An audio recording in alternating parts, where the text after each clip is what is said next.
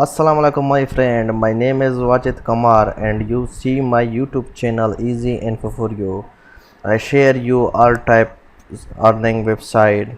Today I showing to how to deposit on Binance and how to buy altcoin and BTC USDT. First of all, subscribe to my channel and press the bell icon when you are notification for more video. Let's see, this is my Binance account. First of all, you add on Binance account and fund wallet sports Fortin sports and search USDT.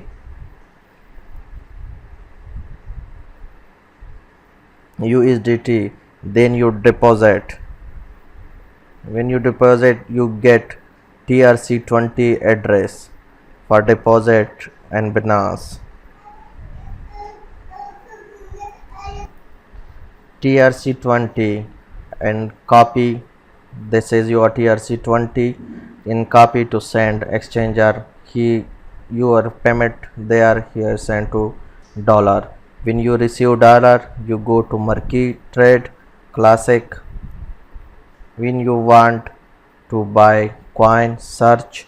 I want to show you buy SIA coin, a short form SC, and pair on USDT.